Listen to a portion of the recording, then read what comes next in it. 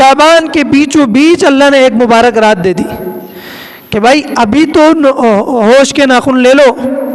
ابھی تو ذرا فکر کرو، ایک مبارک رات دے دی، اس رات سے ہی آپ وہ معمولات کرنا شروع کر دو۔ اتنی مبارک رات کہ حضور اکرم صلی اللہ علیہ وسلم نے فرمایا کہ اس رات کو اللہ بنو کلب ایک قبیلہ تھا، عرب میں بہت بڑا قبیلہ تھا، یعنی عرب میں بیڑ بکریاں اونٹ وغیرہ رکھنے کا رواج ہوتا تھا، تو یہ بنو کلب جو تھا یہ بہت بڑا قبیلہ تھا، تو اس میں جو بیڑ بکریوں کا ریوڑ تھا وہ بہت زیادہ بڑا تھا۔ تو نبی اکرم صلی اللہ علیہ وسلم نے فرمایا کہ اللہ اس رات کو، یعنی بنو کلب میں جو بیڑ بکریاں ہیں ان کے جسم پر جتنے بال ہیں ان بالوں سے زیادہ لوگوں کی مغفرت فرما دیتے ہیں اس رات۔ تو اللہ نے اتنی مبارک رات آپ کو عطا فرمائی رمضان سے پہلے، تاکہ آپ یہیں سے رمضان کی تیاری شروع کر دیں۔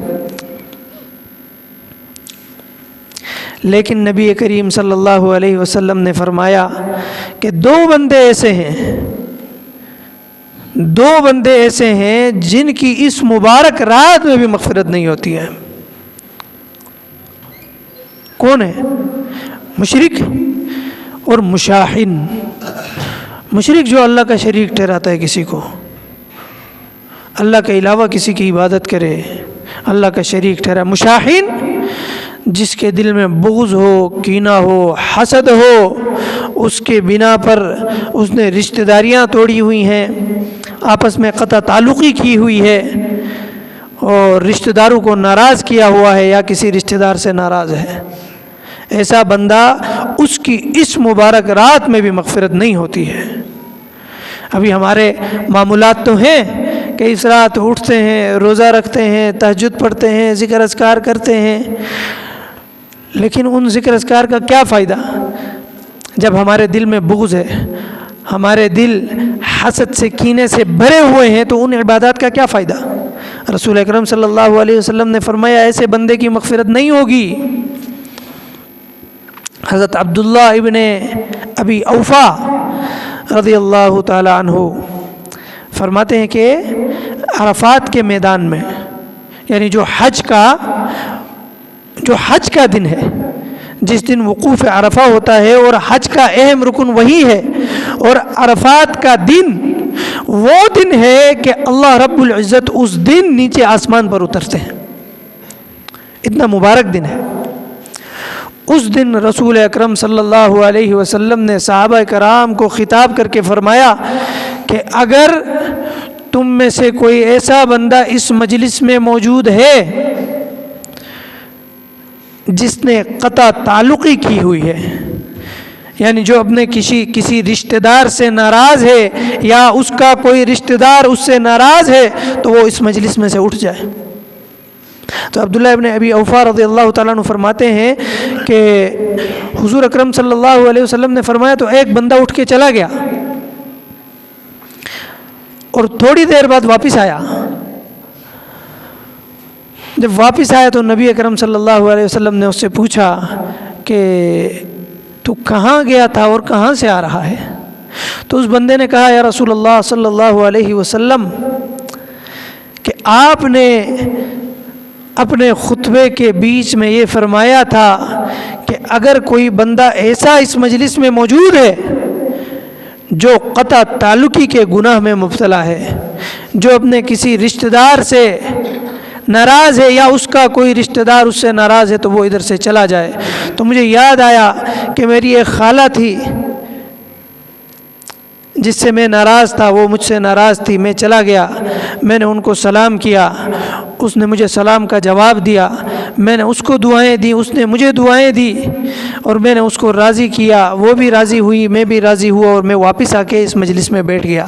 رسول اکرم صلی اللہ علیہ وسلم نے فرمایا آپ نے بہت اچھا کیا، آپ نے بہت اچھا کیا، کیونکہ قطع تعلقی کرنے والا بندہ کسی مجلس میں بیٹھا ہو تو اس کی اس نحوست کی وجہ سے، اس گناہ کی نحوست کی وجہ سے رحمت جو ہے تو ان تمام بندوں پر جو لوگ اس مجلس میں بیٹھے ہوئے ہیں، ان تمام بندوں پر بھی اللہ کی رحمت نازل نہیں ہوتی، اس ایک بندے کی وجہ سے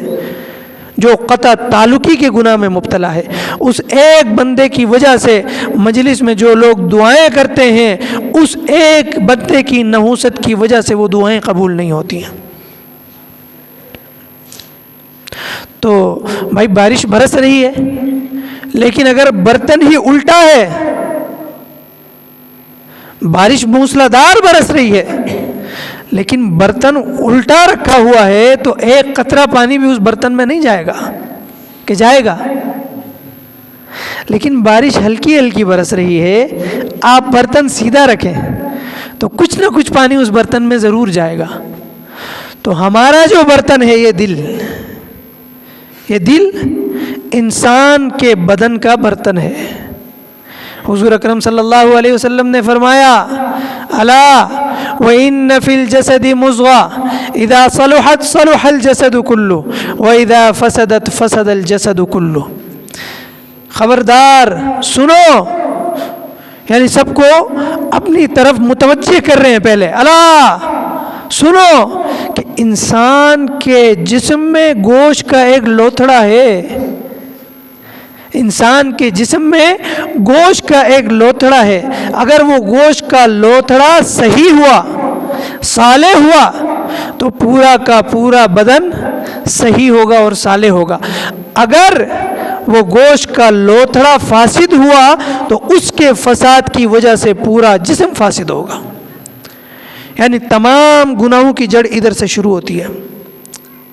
اگر آپ کا دل ہی صاف نہیں ہے، آپ نے دل پہ ہی محنت نہیں کی، تو پھر بدن کے دوسرے اعضاء بھی گناہوں میں پڑے رہیں گے۔ جب دل مردہ ہو جائے، جب ہم کہتے ہیں نا ضمیر مر گیا ہے، مطلب یہ ہے کہ اس کے دل پہ مور لگی ہے۔ نبی اکرم صلی اللہ علیہ وسلم نے فرمایا کہ انسان جب گناہ کرتا ہے تو دل پہ ایک سیاہ نقطہ پڑ جاتا ہے، اگر اس نے توبہ کر لی تو وہ نقطہ مٹ جاتا ہے، لیکن اگر اس نے توبہ نہیں کی اور مسلسل گناہ کرتا رہا تو دوسرا دھبا لگ جاتا ہے، تیسرا لگتا ہے، چوتھا لگتا ہے، پانچواں لگتا ہے، یوں کرتے کرتے کرتے ایک وقت ایسا آتا ہے کہ اس کا دل بالکل سیاہ کالا ہو جاتا ہے، اور پھر وہ گناہ کرے، نیکی کرے، گناہ کرے تو کوئی تنگی اس کو محسوس نہیں ہوتی، گناہ کرے تو کوئی ملامت اپنے آپ کو نہیں کرتا، نیکی کرے تو کوئی خوشی محسوس نہیں کرتا۔ جو مومن کی شان ہے کہ نبی اکرم صلی اللہ علیہ وسلم نے فرمایا کہ یہ مومن کی نشانی ہے کہ جب نیکی کرے تو اندر سے اس کو خوشی محسوس ہو، جب گناہ کرے تو اندر سے وہ کڑتا رہے اور اس کو غم محسوس ہو۔ تو یہ ہم اپنے اس برتن کو سیدھا کریں، اس برتن کے اوپر جو گناہوں کے ڈھکن ہم نے لگائے ہوئے ہیں، جس کی وجہ سے رحمت کی بارش اس برتن میں داخل نہیں ہو رہی، تو ہم کیا کریں؟ توبہ کریں، استغفار کریں، اور اس برتن کو جو ہم نے گناہوں کی وجہ سے کالا سیاہ کیا ہوا ہے اس کو صاف کریں، اور جو ڈھکن لگائے ہوئے ہیں ان کو ہٹائیں، اور جو رمضان میں رحمت کی بارشیں ہوں گی ان رحمت کی بارشوں کے نیچے اس برتن کو کھول کے رکھ دیں تاکہ خوب خوب رحمت کی برکت کی بارشیں اس کے اندر داخل ہوں، اور ہم پورا سال محسوس کریں اپنی عبادات میں لذت۔